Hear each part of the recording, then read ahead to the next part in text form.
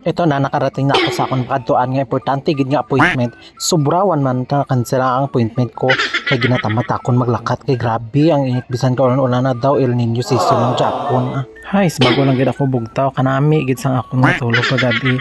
Nalimtan ko nga may kadtuan gali ako subong.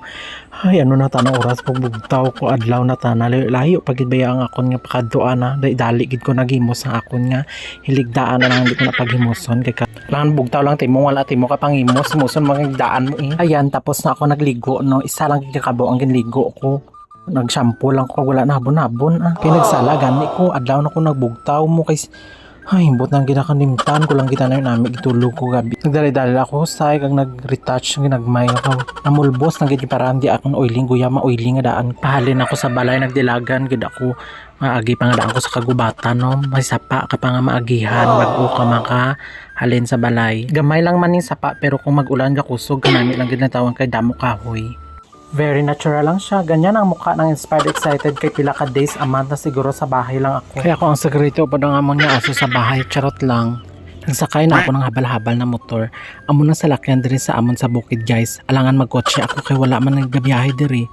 Ang akong pulbos sa kagang foundation pati eyelashes why na nagkartanggal na kay ang hangin gadapiyak pertik. Nami na subong nga lagyan diri sa amon guys kay sementado na unlike dati ng ano pa na siya lupa sa may mga bato pa di nami ang lagyan subong sementado na siya concrete na ginandalan.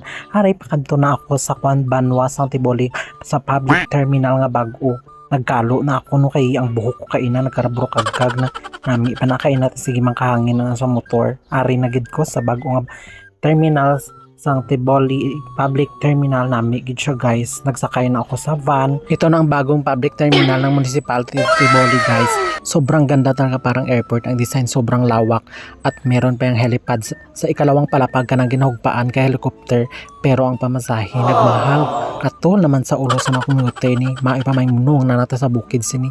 Sa lapit ka na lang magbakal sa mga kailanganin sa balay kay para makatipid. Hindi lang naman pamasahe na nagamahal na. Maando lang sa sitwasyon na Pilipinas, tipid-tipid na lang ta sini maging praktikal sa paggastos ng kada adlaw ang kailanganon naton. Mabuti pa ang mga bilihin nagamahal pero ang mga sweldo sa mga natrabahante wala gid, diba? Pila lang ang nagkataas, hindi man tanan. At ayan nakarating na ako sa Coronadal City Integrated Public Terminal. Ang kanilang terminal guys, sobrang ganda rin. Parang airport talaga ang design niya no. Sobrang lawak ang kanilang terminal. Sobrang ganda talaga guys. At ang linis. Alam nyo guys, dito sa amin sa probinsya ng South Cotabato, dalawa ang pinakamaganda at mala airport na ang structure. Pati disenyo ang ganda ng public terminal. Itong Coronadal Integrated Public Terminal at yung kabubukas ng bagong public terminal ng Tiboli. Pero ang pamasay, di man magwanta. Sobrang mahal rin talaga. Kawawa ang mga estudyante yung minsan na nakakauwi sa kanilang bahay. Lakad na ako sa bus station, may dispatcher na mangkot. Pa Jensen ka sir, siling ko diri lang ko sa Maribel. Manot akon sa Jensen, masugat ka afam. Mahal ka pamasaya, daw nagani ko. Malakat ako dito. Char lang. Ang ganda guys ng mga halaman. Ano naman round ball siguro. Nga wala am nagalibot ang bus diri man. Nami siguro na diri kung aga mag-jogging ka diri kalibot tapos sitahon ka sang guard buang man siguro hindi na rin diri round ball. Kaya nagasakay na ako sa bus no 30 minutes pa na ulaton ko pag nakat ng bus maulat pa sila sa ibang pasahero mi ara ka ina nga bus naghalin na insigitan pa ka driver ho singiti timudak bati ito sila sayang gani ko wala pa ko nagsakay ka ina lakat doon. Ang dami talaga mga stars na decoration dito sa daanan ng Coronadal City. Damang-dama na ang Pasko. Nung halin naman ni dati ilang stars wala lang ginkuha kay alangan sayang ang budget nga gingastos na hindi lang piso kundi milyon man siguro. Kisa ihaboy nila. Ito na mga 3 hours na biyahe nakaabot na man ako diri sa regional center sang Region 12.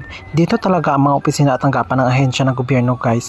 Kung may ireklamo ka gwaon ka nga important nga mga documents dito ka pupunta at kung may chismosa ka ng bahay dito mo rin reklamo guys. Ay charot lang ipablatay na sa barangay. Naglakad-lakad na nga ako guys kay pertig man kainit makaguba man sang skin.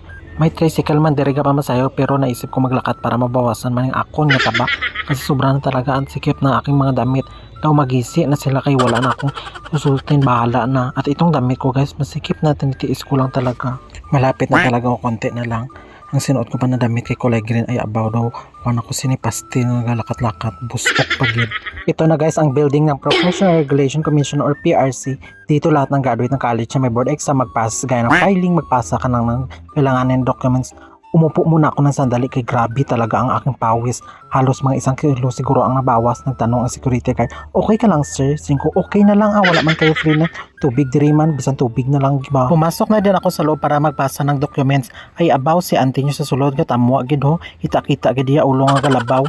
Ano gin tamwa mo te? Akala niya siguro umalis na ako. Mabuti na lang smooth ang transaction ko kay. Pagkatapos nga nag-fill up ng form at pinasa ko sa clerk, umupo muna ako na habang hinintay ko yung aking ID. Excited talaga ako guys kasi hindi rin madala ang pinagdaanan ko at mga kapwa ko rin guro para lang makapasa sa board exam at maging ganap na lisensyadong guro. Finally guys, ito na nasa kamay ko ng aking pangarap na maging licensed professional teacher. Thank you Lord, nakuha ko na gid siya. May pang valid ID na naman ko kung pwede lang ni Prinda. Prinda ko gid ni pang baka lang bugas, wala nabi kami bugas. Charot lang. Di pwede, pinaghirapan ko to lalo sa pagiging self-review, pagod, puyat, kaba at pressure para makakuha ng license. Maraming salamat Lord sa gabay at biyaya na yung pinagkaloob. Bye guys, maraming salamat sa panonood.